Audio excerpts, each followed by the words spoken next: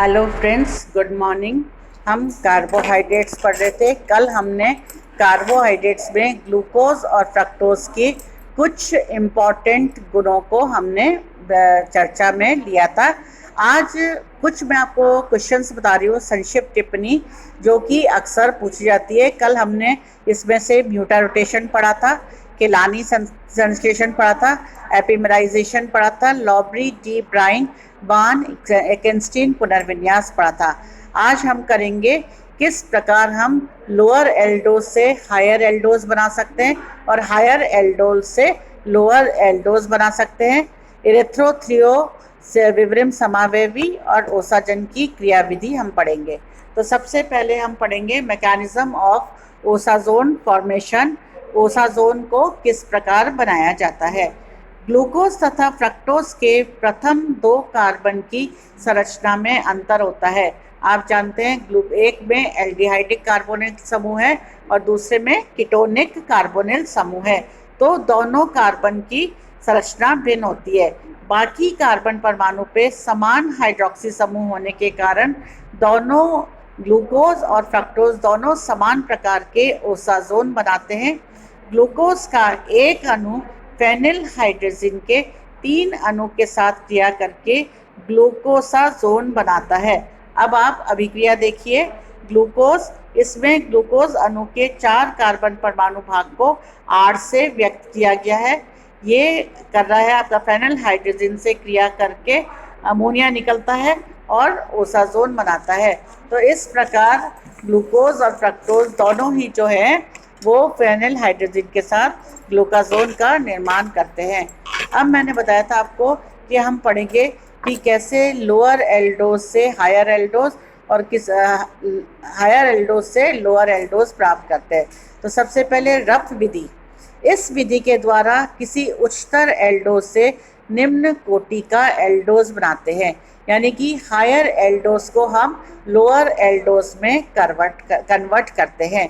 इस विधि द्वारा एल्डोज को ब्रोमीन जल से ऑक्सीकृत करके सबसे पहले हम एल्डोनिक अम्ल बनाते हैं, फिर उसका कैल्शियम लवण बनाकर फेंटोन अभिकर्मक। आप जानते हैं फेंटोन अभिकर्मक क्या होता है। Ferrous sulphate plus hydrogen oxide H2O2, ये जो है दोनों मिलकर ऑक्सीकारक होते हैं और इसे हम फेंटोन अभिकर्मक भी कहते हैं। इनके साथ ऑक्सीकृत करवाकर निम्न एल्डोज प्राप्त करते हैं। रिएक्शन में देखिए आप, हमने डी ग्लूकोज दिया है, इसका हम ऑक्सीकरण करा रहे हैं, तो हमें करने पर एल्डोनिक अम्ल प्राप्त होता है। एल्डोनिक अम्ल की हम फिर रिएक्शन कराएंगे कैल्शियम हाइड्रोक्साइड के साथ और फेंटोन अभिकर्मक यानी ऑक्सीकारक की उपस्थिति में ऑक्सीकरण करने पर हमें डी एरोबिनोस प्राप्त होता है। अब आप देखेंगे कि डी ग्लूकोज एक हायर एल्डोज है, उससे हमने एक लोअर एल्डोज डी एरोबिनोस प्राप्त किया। अब इसका हम उल्टा लेंगे कि उच्च एल्डोज को निम्न एल्डोज में परिवर्तित करते हैं, तो एल्डोहेक्सोज से एल्डोपेंटोज बनाएंगे। ये है हमारा बोल्स डिग्रेडेशन मेथड। इस क्रिया द्वारा भी हम सेम चीज़ है, उच्च एल्डोज से निम्न एल्डोज बना रहे हैं। एल्डोहेक्सोज की हम रिएक्शन कराएंगे हाइड्रोक्सिल अमीन से, तो पहले ऑक्सीम प्राप्त होता है और कई सारे रिएक्शन कराएं एसिटिक एनहाइड्राइड और सिल्वर नाइट्रेट अमोनियम हाइड्रोक्साइड से अभिक्रिया कराने पर हमको एल्डोपेंटोज प्राप्त होते हैं। तो रफ विधि और बोल्ड डिग्रेडेशन मेथड दोनों से ही हमने हायर एल्डोज से लोअर एल्डोज बनाया। अब मैंने आपको बताया था इरेथ्रो एन थ्रियो डायो स्टीरियो आइसोमर्स।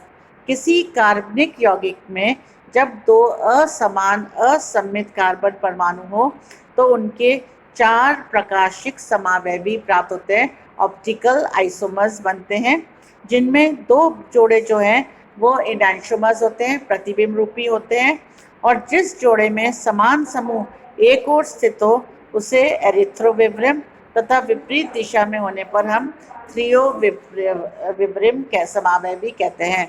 अब आप इसका एग्जाम्पल देखिए, एरिथ्रोस एंड एरिथ्रोपेयर और थ्रियोस एंड थ्रियोपेयर। नेक्स्ट इंपॉर्टेंट क्वेश्चन जो आपसे पूछा जाता है वो आता है स्टार्च और सेलुलोज।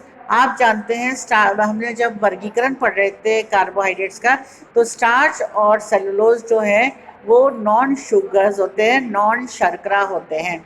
अब इन दोनों में क्या डिफरेंस है, स्टार्च और सेलुलोज में क्या डिफरेंस है, ये हम पढ़ेंगे। फर्स्ट पॉइंट, स्टार्च ये पौधों में पाया जाने वाला मुख्य भोजन भंडार है। गेहूं, चावल, आलू, केला इसके मुख्य स्रोत हैं। ये ग्रैनुअल्स या कणों के रूप में होता है तथा पौधों के स्रोत के अनुरूप इसका आकार परिवर्तित हो जाता है। जबकि सेलुलोज जो है पौधों में बहुतायत रूप से वितरित होता है। कपास, लकड़ी, जूट जो है वो सेलुलोज के मुख्य स्रोत है। सेकेंड पॉइंट, स्टार्च एमाइलोज 20% तथा एमाइलोपेक्टिन से प्राप्त होता है और सेलुलोज जो है ये एकल यौगिक होता है। Starch, amylose, amylopectin alpha glucose के संघनित बहुलक होते हैं, यानी कि ये कंडेंस्ड पॉलीमर यूनिट है। जबकि सेलुलोज जो है वो बीटा ग्लूकोज का कंडेंस्ड पॉलीमर है।